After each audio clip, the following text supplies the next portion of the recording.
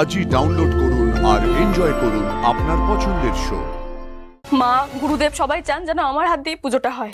বাহ, বাড়িতে এত বড় পুজো হবে, নিশা কি আর চুপ করে বসে থাকবে? আমি একটা প্ল্যান করেছি। এই ক্রিমিনালদের ধরার জন্য একটা ফাঁদ পাততে হবে। মার্কেটে একটা ফেক খবর ছড়াতে হবে যে ঋষি ব্যানার্জিরা ওদের কোনো গয়নার অ্যাসাইনমেন্ট বা ওদের কোনো সম্পত্তি বিক্রি করছে, বিক্রি করে একটা বিপুল পরিমাণ টাকা মানে কোটি কোটি টাকা একটা জায়গা থেকে অন্য জায়গায় ট্রান্সফার করছে। আর আমার বিশ্বাস যারা ঋষি ব্যানার্জি পেছনে লেগেছে তারা এই সুযোগটা হাতছাড়া করবে না, তারা এটা করবে। আর আমরা প্রপারলি রেডি হই এই অ্যাটাকটা আটকাবো। যেটা বললাম বুঝতে পেরেছেন? তিমিরদা, আপনি কি বাংলা কথা বোঝেন না? আপনাকে তো আমি বারবার বলে দিয়েছিলাম আপনি দূরে কোথাও চলে যান, আমি জিৎ বাসুকে ম্যানেজ করে নেব। আপনি কেন এখানে ঘুরঘুর করেন বলুন তো? দেখো নিশা, তুমি তো সবই জানো। প্রত্যেক সপ্তাহে আমার বউকে ডাক্তার দেখাতে আনতে হয়, তার ব্লাড টেস্ট করাতে হয়। আরে বাবা, আপনি চুপ করুন তো। ব্লাড টেস্ট করাতে হয়, একই কথা কানের গোড়ায় ভ্যান ভ্যান ভ্যান ভ্যান পড়ে যায়, বিরক্ত লেগে যায়। কলকাতার বাইরে কোথাও হয় না নাকি? শোনো নিশা, এই শহর বদলে না কোনো লাভ নেই। পুলিশের হাত কিন্তু অনেক লম্বা, ও যেখানেই যায় সেখানেই পৌঁছে যাবে। আর তোমাদের একটা কথা বলি, হ্যাঁ, তোমাদের বাবার রোলে অ্যাক্টিং করেছি, টাকা পেয়েছি, সব ঠিক আছে, কিন্তু তোমরা তো বলেছিলে যে বিয়ের পর এসব কেস মিটে যাবে। সে কেস তো মিটছেই না, উল্টে দিন দিন ঝামেলা বেড়েই যাচ্ছে। আর এইসব টেনশনে যদি আমার হার্ট অ্যাটাক হয়, আর এই হার্ট অ্যাটাকে যদি আমি মারা যাই, না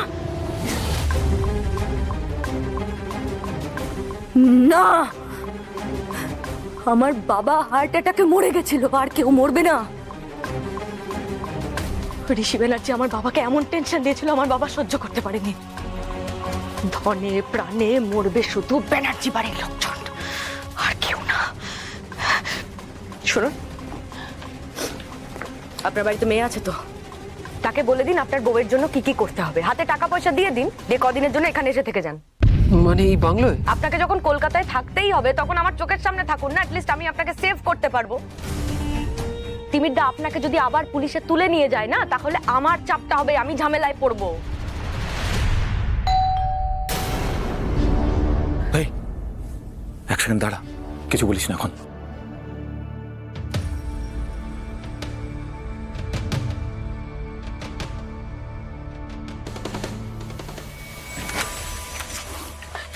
দিদি,